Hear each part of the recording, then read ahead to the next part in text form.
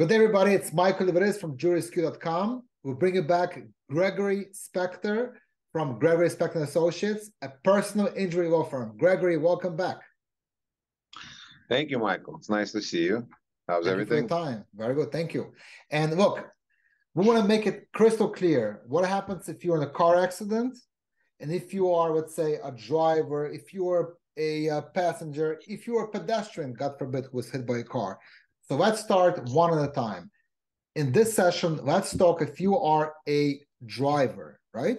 And let's say you are at fault and you get injured. Let's start with that. And then what happens if you are a driver, you're not at fault, the other car hits you? What compensation is available? Please. No matter, who you are in a vehicle or outside of the vehicle, if you're a pedestrian, and no matter whose fault it is, you will be entitled to treatment benefits.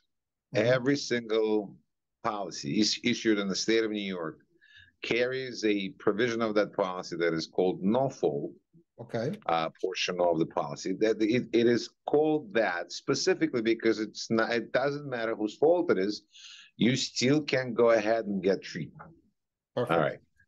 Now, as far as compensation for your injuries, whether they are economic or pain and suffering, right, that you are entitled to for injuries that you sustain through someone else's fault. Now, it does not negate the fact that you might be partially responsible for this accident. Correct. There is a statute in the state of New York that provides for what's called a joint and several liability. What that entitles you to receive is an apportionment of the other vehicle's fault for the injury that you sustain. Okay, so let me get this straight. Let me correct myself. It doesn't have to be a vehicle. Another, a party, a defendant in most of the cases. Gotcha. So I'll give you an example. Let's say, for the simplicity of the discussion, let's say that you have sustained $1 million worth of injury. And let's say, one of those late green lights, early red lights kind of intersection accident. Yeah, it happens. Where you are positive that the other car is at fault and the other driver is positive that you are at fault.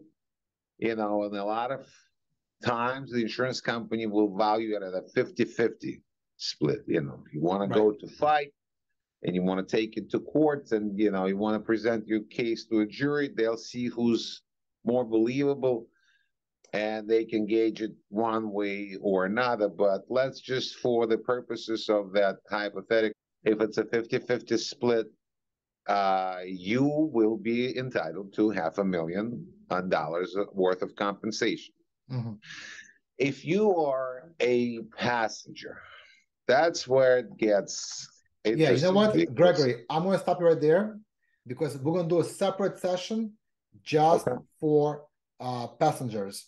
I want to, for a second, go back to if you are a driver and let's say you hit somebody in the bumper, in the back, rear end, but you caused it. So now, from what I understand, it's probably, is it 100% fault of yours, or is there still some percentage you can carve out of the other driver?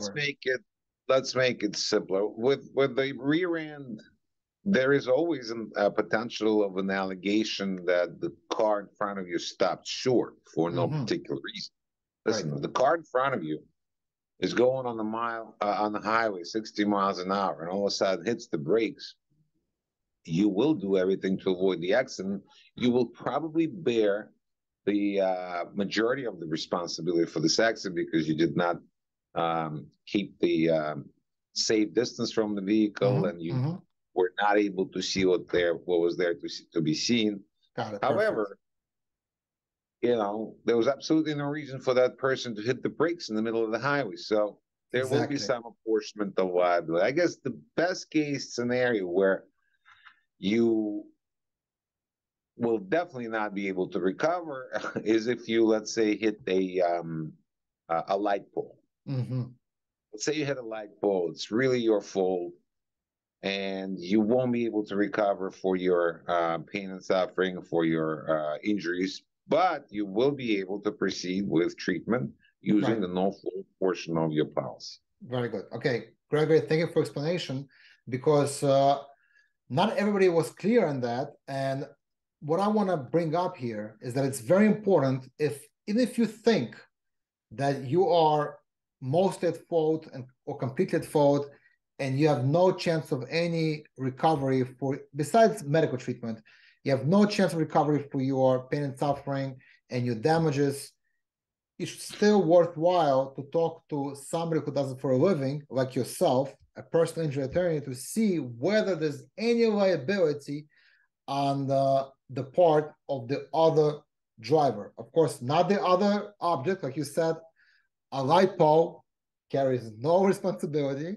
However, if there's another driver involved, maybe there's a chance you can still get some compensation. So that was an important fact to bring out.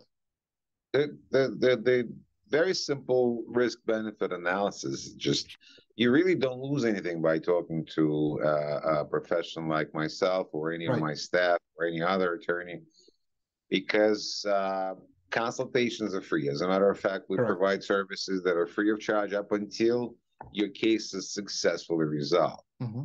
And you're right. You know, a lot of times things would come up upon some further research that would be, you know, game changers.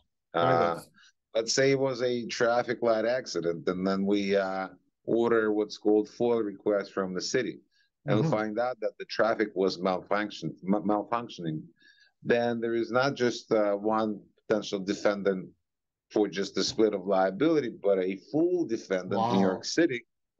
For that brings up a whole other venue of getting compensation, and possibly a large compensation. Yeah. Listen, and this is something I always say: don't just go, especially if you're seriously injured. You know, stay away from talking to your friends or uncles or relatives. Everybody feels that they're very knowledgeable, but you want to get professional opinion. You want to get an opinion of somebody who is licensed to act in the best interest of their client or a potential client. Yeah, and somebody like your firm that actually does this for a living, day in, day out, and not only you settle cases, but you actually go to court, you litigate these cases if need be, so you know how to maximize compensation for your clients. Look, today we're giving very general advice. If you want specific advice on your case, you must call the number on the bottom of the screen. The law office, law firm, it's a whole large firm. I've been there, I've seen it, full of attorneys, associates, and paralegals. Contact the firm of Gregory Spektor and Associates for free consultation and evaluation of your case. Thank you, and stay tuned for further sessions. Next, we're going to talk about what happens if you are a passenger in a car. What happens if your driver, and your driver, by the way, could be even your friend or your relative, if they're at fault or the other driver is at fault. So please stay tuned. Thank you, Gregory. Thank you, Michael. Take care. Appreciate it.